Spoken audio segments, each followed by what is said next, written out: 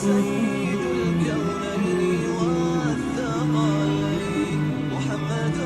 سيد الكونين والثقلين. آج کے سبق میں یہ ہے ہر مسلمان نماز میں حضور صلی اللہ علیہ وسلم کو خطاب کر کے سلام عرض کرتا ہے. بعض لوگ وہ بھی ہیں توجہ ہے، بعض لوگ وہ بھی ہیں العیاذ باللہ، اللہ کی پناہ، ان کی کتابوں میں یہ بات لکھی ہوئی موجود ہے اور ان کے پیروکار آج بھی انہی کی پیروی کر رہے ہیں، انہی کی باتوں کو لے کر چل رہے ہیں. ان کی کتابوں میں یہ لکھا ہوا ہے کہ اگر دوران نماز پڑھتے پڑھتے دوران نماز نبی پاک کا خیال آ جائے تو میں وہ الفاظ نہیں کہنا چاہتا کہ وہ ادب کا تقاضا ہے کہ زبان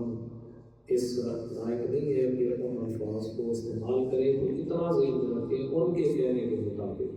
کہ دوران نماز اگر حضور کا خیال آ جائے تو وہ لوگ کہتے ہیں کہ نماز ٹوٹ جاتی ہے،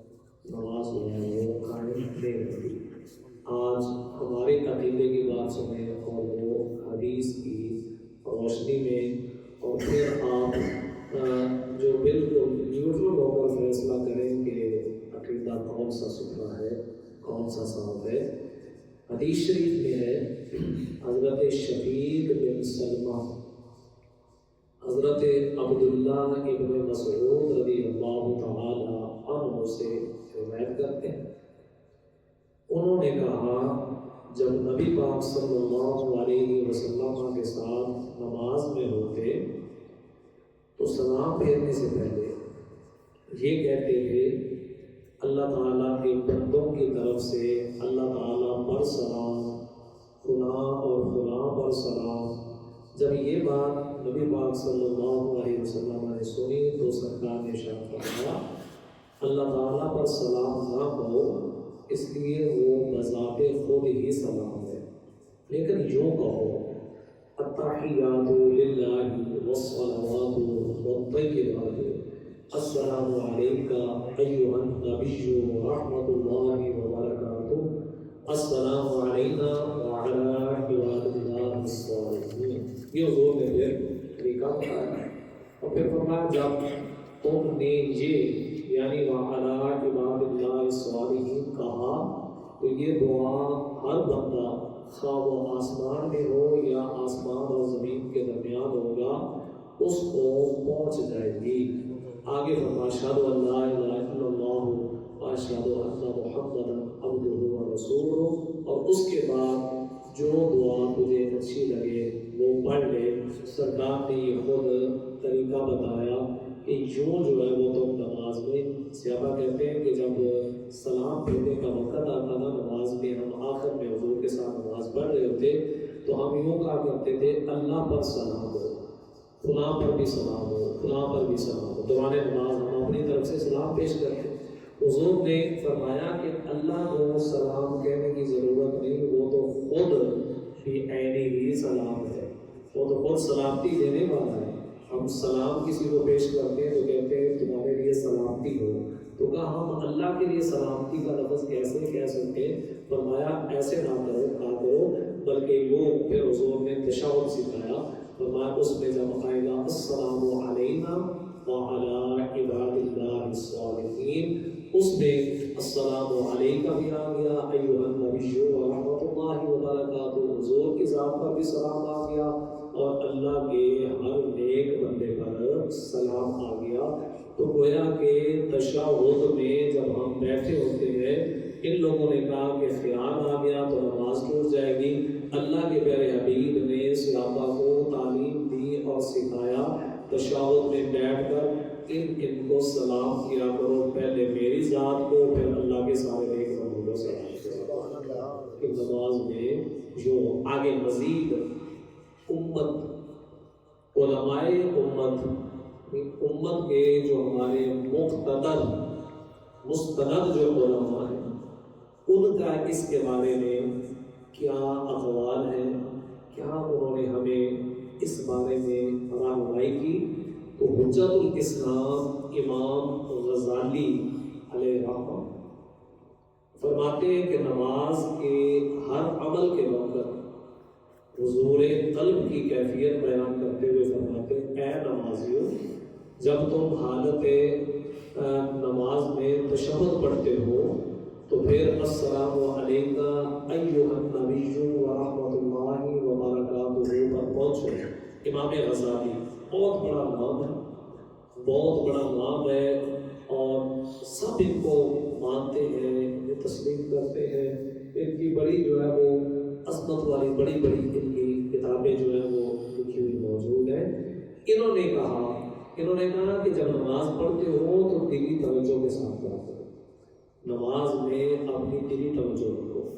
کہتے ہیں کہ پوری دلی توجہ کے ساتھ نماز پڑھتے جب تم تشہد میں بیٹھو، تشہد پڑھنا شروع کرو، اور جب تم پہنچو نا السلام علیکہ ایھا النبی، جب تم اس جملے پر پہنچو، اس کلام پر پہنچو، تو پھر کیا کرو؟ امام غزالی فرماتے ہیں وَاحْضُرْ فِي قَلْبِكَ النَّبِيَّ وَشَخْصَهُ الْكَرِيمَ، تو اپنے دل میں اس وقت جب تشہد پڑھ رہے ہو، اس وقت جب پڑھنے لگو نا السلام علیکہ ایھا النبی، تو آپ فرماتے ہیں اس وقت اپنے دل میں نبی اکرم صلی اللہ علیہ وسلم اور آپ صلی اللہ علیہ وسلم کی ذات مبارکہ کو حاضر سمجھ کر عرض کرو، اے نبی محترم، آپ صلی اللہ علیہ وسلم پر اللہ تعالیٰ کی رحمت اور برکات کا نزول ہو۔ یعنی اس وقت جب پہنچو نا السلام علیکہ ایھا النبی، اس وقت ذرا سا توقف کر کے تھوڑا سا ٹھہر کر اپنے دل کو در مصطفیٰ پر لے کر جائے، حضور کی بارگاہ میں یوں سمجھے کہ سامنے ذات مصطفیٰ ہے، یوں سمجھے کہ میں حضور کی بارگاہ میں حاضر بیٹھا ہوں، اور اس وقت بڑے ہی ادب کے ساتھ، احترام کے ساتھ عرض کرے السلام علیکہ ایھا النبی ورحمۃ اللہ وبرکاتہ۔ پھر آگے آپ کیا فرماتے ہیں کہ ایسا اگر کریں گے تو امید کیا ہے، انعام کیا ملے گا؟ فرماتے ہیں اس بات کی امید بھی رکھو کہ ہمارا سلام آپ صلی اللہ علیہ وسلم کی بارگاہ میں پہنچتا ہے۔ آپ ذرا بتائیں، آپ کو کوئی سلام کرے تو بدلے میں کیا دیتے ہیں؟ جواب دیتے ہیں، سلام کا جواب دیتے ہیں۔ ہمیں کوئی سلام کرے، سلام کا جواب دیتے ہیں۔ آمنہ کے لال کو کوئی سلام کرے تو کیا وہ جواب نہیں دیں گے؟ فرمایا کہ یہ امید بھی رکھو کہ جب تشہد میں بیٹھ کر السلام علیکہ ایھا النبی ورحمۃ اللہ وبرکاتہ پڑھو گے تو ہمارا یہ سلام در مصطفیٰ پر پہنچ گیا ہے، اور آگے کی امید رکھو کہ آپ اس سے بہتر جواب سے نوازتے ہیں، حضور اس سے احسن اور عمدہ جواب ہمیں عطا فرماتے ہیں۔ اتنے پیار سے کہتے ہوں گے وعلیکم السلام، اے میرے امتی، تجھ پر بھی سلامتی ہو، تجھ پر بھی اللہ کی رحمتیں ہوں، تجھ پر بھی اللہ کی برکتیں ہوں۔ تو اوروں میں اور ہمارے اس عقیدے میں فرق واضح ہو گیا، اور یہ کہتے ہیں خیال آئے تو نماز ٹوٹتی ہے، ہم یہ کہتے ہیں پڑھتے وقت دل میں ان کا تصور کر کے سلام پیش کریں گے تو سلامتی والا جواب اور برکتوں والی رحمت نصیب ہوگی۔ یہ اللہ نے ہمیں خوبصورت انعام دیا ہے حضور علیہ السلام کے ساتھ۔ مزید یہ بات کن کی ہے؟ امام غزالی علیہ رحمہ، کتاب کا حوالہ بھی موجود ہے، احیاء علوم الدین، اس کی پہلی جلد ہے، صفحہ نمبر 99 پر امام غزالی علیہ رحمہ نے اس بات کو ان الفاظ میں واضح کر کے لکھا ہے کہ دوران نماز دل میں پورا حضور کا تصور کر کے، خیال کر کے یہاں در مصطفیٰ پر سلام پیش کرو گے تو جواب نصیب ہوگا۔ دوسری دلیل، امام علاء الدین حسکفی اپنی کتاب تنویر الابصار کی شرح در مختار میں یہ لکھتے ہیں، کیا کہتے ہیں؟ یہ کہتے ہیں کہ یعنی نمازی الفاظ تشہد کے معانی کا ارادہ کر کے ان کو بطریق انشاء کہے، گویا نمازی اپنی طرف سے اللہ تعالیٰ کی بارگاہ میں عجز و نیاز پیش کر رہا ہے اور اپنی طرف سے اپنے نبی پر اور اپنی ذات پر اور اولیاء پر سلام کہہ رہا ہے۔ یہ الفاظ کہتے وقت اس واقعہ کی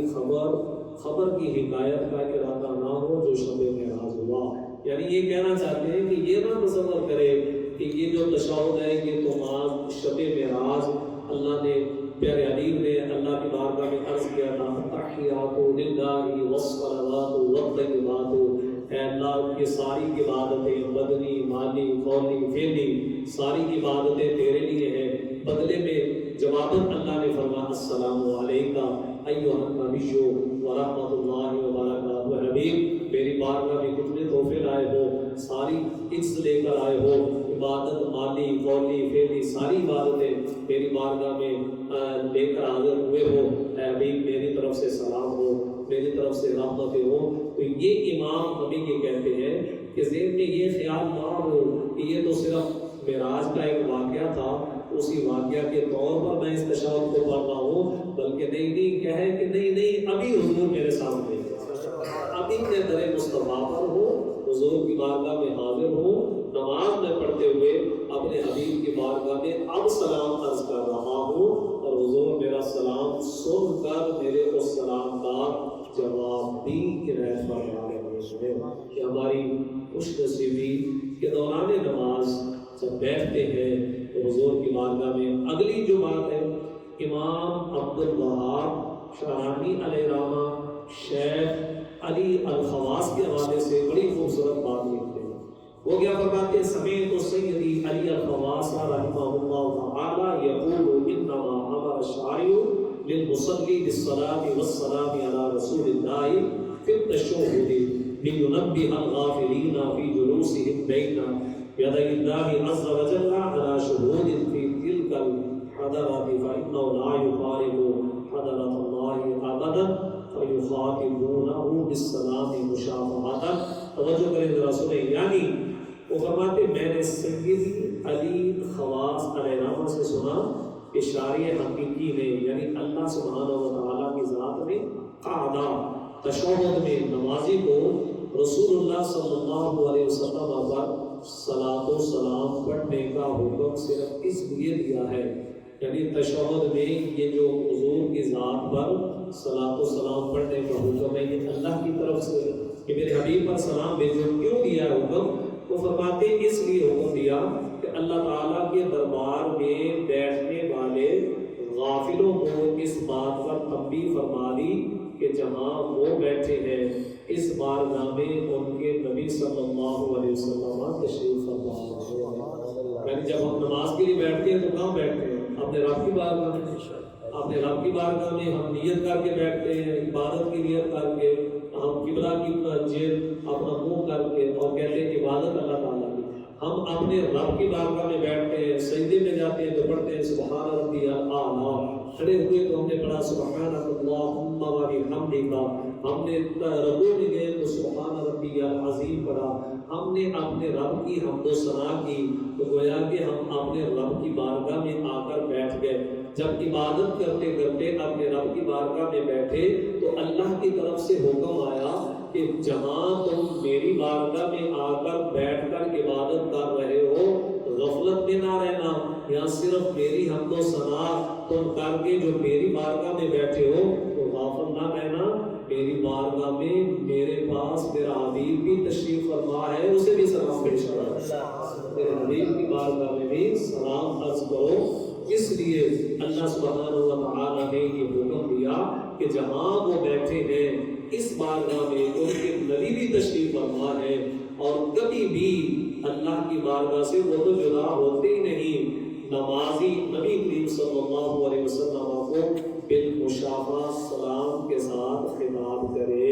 یعنی اب نمازی یہ تصور کرے کہ میں اپنے رب کی بارگاہ میں حاضر ہونے کے ساتھ ساتھ در مصطفیٰ پر بھی پہنچ گیا ہوں،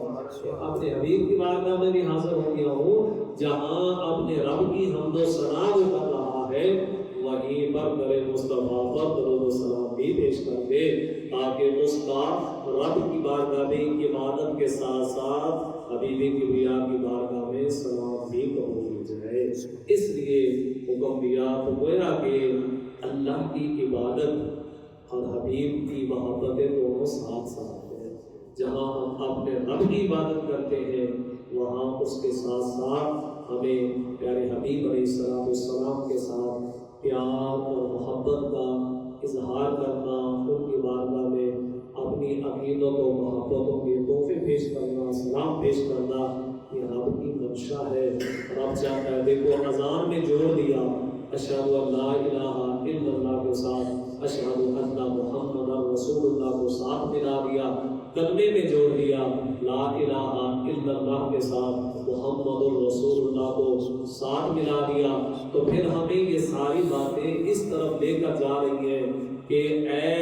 رب کی بارگاہ میں حاضر ہونے والے، حبیب کی بارگاہ سے غافل نہ ہو، تیری رب کی بارگاہ میں حاضری قبول ہی صدقہ مصطفیٰ کے ہوتی ہے، تبھی جا کر تیری عبادت اللہ کی بارگاہ میں قبول ہوتی ہے جب تو اپنے حبیب کے طریقے کے مطابق لے کر آتا ہے، اس میں اپنے حبیب کا پیار لے کر آتا ہے، تو پھر اللہ وہ ساری قبول فرماتا ہے۔ اس لیے ہمارے بزرگوں نے ان دونوں کو علیحدہ علیحدہ نہیں کیا، جدا نہیں کیا۔ انہوں نے یہ نہیں کہا کہ صرف توحید، ہم نے کہا ہاں توحید کے بغیر چارہ نہیں ہے، لیکن توحید بھی وہی قبول ہوتی ہے جس کے ساتھ رسالت ملی ہوئی ہے۔ توحید اور رسالت اکٹھی ہے، ساتھ ملی ہوئی ہے۔ اس لیے ہمارے بزرگوں نے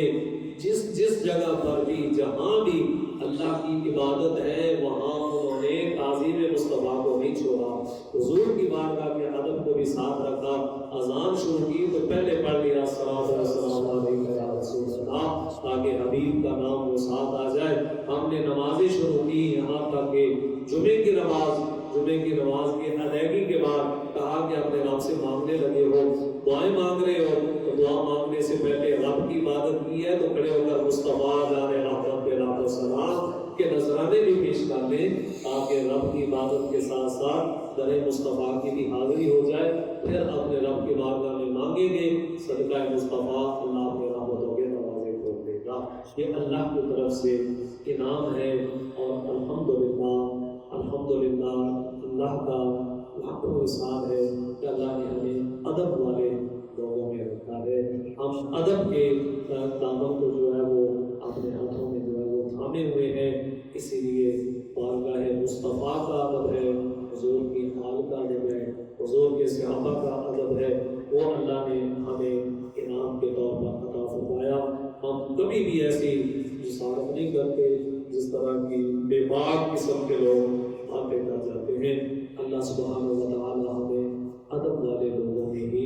شامل رکھے، اور پیارے حبیب کی اللہ نے سچی غلامی نصیب فرمائے، حضور کا پیار نصیب فرمائے۔ اپنے گھروں میں اپنے بھائیوں، بڑے بچوں سب کو یہی بات بتاتے رہے کہ محمد سے وفا دو ہے، تو ہم کہہ رہے ہیں یہ جہاں چیز ہے کیا اللہ طلب دے رہے ہیں، انہیں مانا، انہیں جانا، رکھا غیر سے کام للہ الحمد، دنیا سے مصطفیٰ